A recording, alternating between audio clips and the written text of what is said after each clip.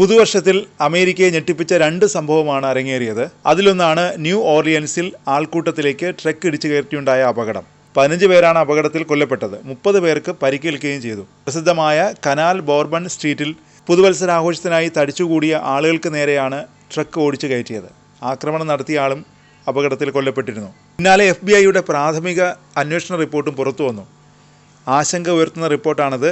ആക്രമണം നടന്നയുടൻ തന്നെ ഇത് തീവ്രവാദി ആക്രമണമാണെന്ന് FBI പ്രതികരിച്ചിരുന്നു. പിന്നിൽ IS ആണെന്നുള്ള വിവരങ്ങളാണ് പിന്നീട് ജോ ബൈഡനും പങ്കുവച്ചത്. ന്യൂ ഓർലിയൻസ് ആക്രമണത്തിലെ പ്രതിയെ തിരിച്ചറിഞ്ഞതോടെയാണ് ISലേക്ക് സംശയമെത്തിയത്. ടെക്സസിൽ ജനിച്ചു വളർന്ന ഷംസുദ്ദീൻ ജബ്ബാർ എന്ന 42-കാരനാണ് ഈ ക്രൂരകൃത്യം ചെയ്തത്.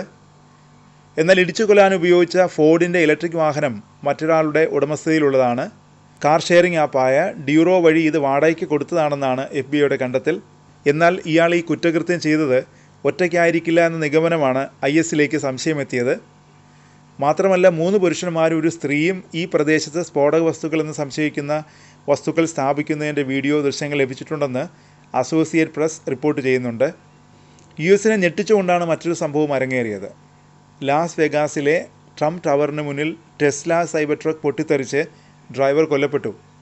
അപകടത്തിൽ 7 പേർക്ക് പരിക്കേൽക്കുകയും ചെയ്തിട്ടുണ്ട്. അപകടത്തിൽ അമേരിക്കൻ കുറ്റാന്വേഷണ ഏജൻസിയായ FBI അന്വേഷണം ആരംഭിച്ചിട്ടുണ്ട്. ഭീകരബന്ധമുണ്ടോ എന്നും അന്വേഷിക്കുന്നുണ്ടെന്നാണ് വാർത്താ ഏജൻസിയായ റോയിറ്റേഴ്സ് റിപ്പോർട്ട് ചെയ്തത്. ന്യൂ ഓർലിയൻസിൽ ആൾക്കൂട്ടത്തിലേക്ക് ട്രക്ക് ഓടിച്ചു കയറ്റി 15 പേർ കൊല്ലപ്പെട്ട സംഭവത്തിന് തൊട്ടു പിന്നാലെയായിരുന്നു ട്രംപ് ഹോട്ടലിന് മുന്നിലെ അപകടം. പ്രാദേശിക സമയം രാവിലെ 8:40 ഹോട്ടലിന് തൊട്ടരികിലായി ട്രക്ക് പാർക്ക് ചെയ്തത്. പിന്നാലെ വാഹനം പൊട്ടിത്തെറിക്കുകയായിരുന്നു. ട്രക്ക് കത്തിയമരുന്ന വീഡിയോ ദൃശ്യങ്ങൾ പുറത്തു വന്നിട്ടുണ്ട്. 2024 മോഡൽ സൈബർ ട്രക്കാണ് പൊട്ടിത്തെറിച്ചത്. അപകടത്തിന് പിന്നാലെ ലാസ് വെഗാസ് അഗ്നിരക്ഷാസേന സ്ഥലത്തെത്തി തീ നിയന്ത്രണ വിധേയമാക്കി. ഡ്രൈവർ സംഭവ സ്ഥലത്ത് വെച്ച് തന്നെ മരിച്ചിരുന്നു. 7 പേർക്ക് പൊള്ളലേൽക്കുകയും ചെയ്തു. നിയുക്ത US പ്രസിഡന്റ് ഡൊണാൾഡ് ട്രംപിൻ്റെ ഉടമസ്ഥതയിലുള്ളതാണ് ലാസ് വെഗാസിലെ ട്രംപ് ഇൻ്റർനാഷണൽ ഹോട്ടൽ. ട്രംപിൻ്റെ പ്രചാരണ രംഗത്ത് സജീവമായിരുന്ന ഇലോൺ മസ്കിൻ്റെ ഉടമസ്ഥതയിലുള്ള ടെസ്ലയുടെ ഏറ്റവും പുതിയ ഇലക്ട്രിക് വാഹനങ്ങളിലൊന്നാണ് സൈബർ ട്രക്ക്. 2023 ഈ പിക്കപ്പ് ട്രക്ക് വിപണിയിൽ ഇറക്കുന്നത്. പൂർണ്ണമായും വൈദ്യുതി നിയന്ത്രിതമാണ് ഈ ട്രക്ക്.